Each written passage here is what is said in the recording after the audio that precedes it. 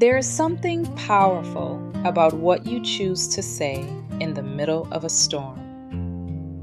Psalm 91 verse 2 says, "I will say of the Lord, He is my refuge and my fortress. My God, in Him I will trust." Notice something important. It does not say, "I will think."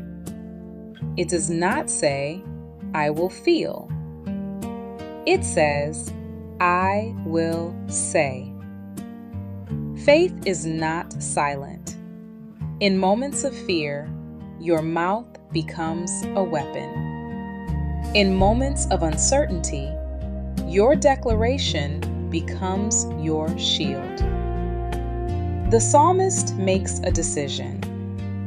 I will say. Not when things are easy, not when the battle is over, but in the middle of vulnerability. He is my refuge. A refuge is a place you run to when danger approaches. It is shelter in crisis. It is safety in threat. God is not just strong, He is accessible. You don't admire a refuge, you enter it. Then the verse says, He is my fortress. A fortress is not soft. It is strong. It is secure. It cannot be easily broken into. So God is both gentle shelter and unshakable defense. Refuge speaks of comfort. Fortress speaks of strength. And then it becomes personal. My refuge, my fortress, my God. Faith becomes powerful when it becomes personal. Not just a refuge, not just the fortress, my. This is relationship language. You cannot call Him my fortress if you never run to Him. You cannot call Him my refuge if you only trust yourself. Then comes the final declaration. In Him I will trust. Trust is a choice before it is a feeling. Sometimes you won't feel safe, but you can choose trust. Sometimes circumstances will look unstable, but God is not unstable. The power of this verse is not just in God's ability. It is in your confession. What you say in the storm shapes your stability. If you say, I'm going under, fear increases. If you say, God is my refuge, faith rises. Words reinforce belief.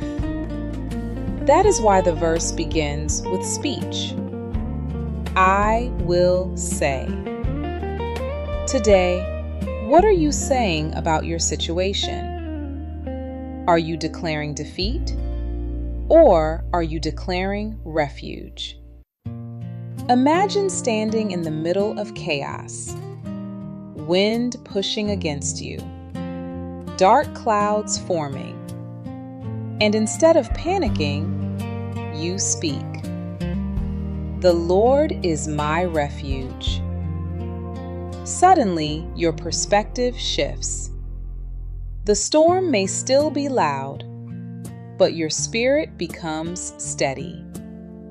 Because refuge is not a feeling, it is a person. Fortress is not a concept, it is God Himself. You do not have to build your own protection. You do not have to defend yourself alone. You have a fortress. And fortresses do not panic. They stand.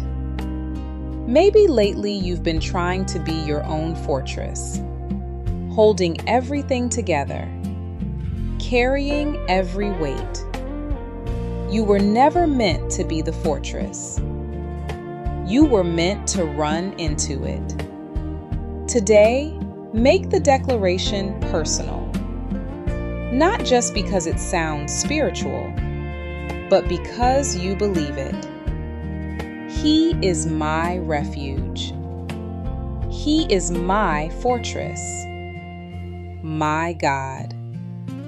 In Him I will trust.